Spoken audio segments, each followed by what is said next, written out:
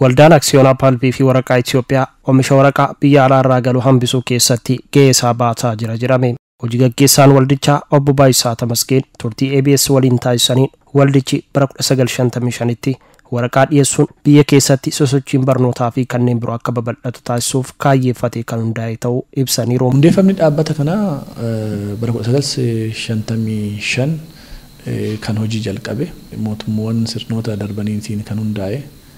Egaa kaayyoon hundaa'eefis waraqaan kaartooniin isaa ta'uu kamuu hojii barruu barsiisuudhaaf akka oolu mootummaan kan karoorsee Itoophiyaan ofiishee oomishtuu qabdi waan qabdurraa ofiishee hojiitti jijjiiruu qabdi kan jedhurraa dhaabbateeti. Hundeeffamni isaatis aksiyoonota hirmaannaa aksiyoonota qaamolee garaagaraatiin harki caalu dhaabbilee mootummaati.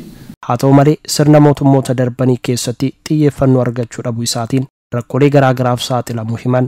Hanqina faayinaansii, rakkoo bulchiinsa gaarii fi qabeenya qabu sirnaan fayyadamuu dhabuun ammoo rakkoo waldicha mudachaa ture ta'us kaasaniiru. Waraqaan gosoota abbaa giraamaa 45 hanga abbaa giraamaa 300tti kan ta'u oomishuu danda'a jechuudha. Warshaan kun oomishaa ture, biyyaafis qaqqabsiisaa ture jechuudha. Kana jidduutti egaa jijjiirama mootummaa garaagaraatiin waan ka'ee humna isaa guutuu biyyaaf gumaachuu irratti hanqina mataa isaa danda'e qaba. Innis keessattuu tokko kaapitaalaan jijjiirama sirnaatiin dhaabbileen garaagaraa aksiyoonii kun cimanii hojjechuu irraa dhabuudhaan waan boordiin hoogganamu akkaataa barbaadamuun boordiin kun hojiitti waan jijjiireef lallaafaa dhumna isaas itti dadhabaan dhufe ta'uusaa hanqina kan maallaqaatiin hanqina kaapitaalaatiin rakkoo cimaan irra kan raga'e ni beekama. Jijjiirama haaraa dhufee hordofee ammoo riifoormii gaggeeffameen waldichi xiyyeeffannoo olaanaan kennamee fi hojii idilee isaatti akka deebi'u taasifamee jedhan.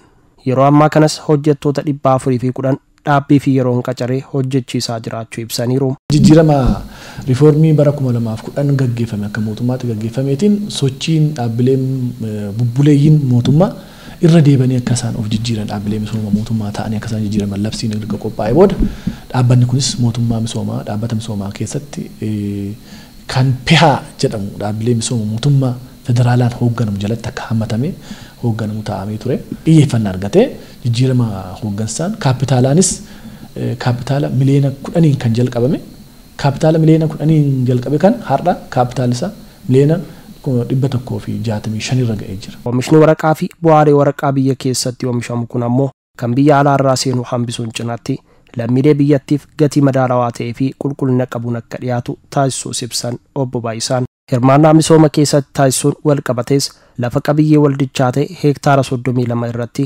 oomisha qonnaa garaagaraa babal'isuun hawaasa naannichaa fayyadamaa taasisaa jiraachuu dubbataniiru. Dhaabbanni kun qabeenya maallaqaa qofa osoo hin taane qabeenya warshaa qofa osoo hin taane lafti inni irra dhaabbateeru abbaa qabeenyummaa inni qabu gara heektaara 56.7 ufarkaa qabama kaadistara irratti bifa haaraadhaan gaafa irra deemee ilaalamu immoo heektaara 62.6 irra ga'ee jira. Kana keessatti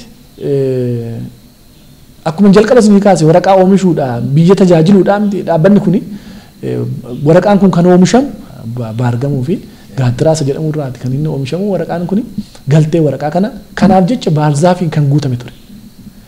Baarzaafiin kanaan guutame kun tajaajila irra osoo hin ooliin wal hormaatuma bineensaalee garaagaraa keessatti yookiin lafti isaa faayidaa irra oolu yookiin galtee waraqaa kanaaf hin oolle amma bara 1916 bara 2016 keessatti riifoormii kanaan erga as dhufne lafa hektaara 62.6 qabu kana keessa hektaara naannoo 32 hojii misoomaa kuduraaf muduraa garaagaraatiin hormaata hindaaqqoodhaaf kan oolu wal hormaata kaannisaaf gaagura ammayyaadhaaf kan oolu qonna magaalaa hunda kan hammate gosti fuduraaf muduraa as keessa hin jiru.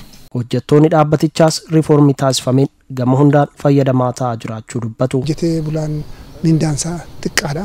Waggaa baay'ee hojjaarra turanii baay'een isaanii indoom xiqqina mindaadhaan kan ka'e gadhiisanii iddoo wayya qabutti kan deeman hin jiru.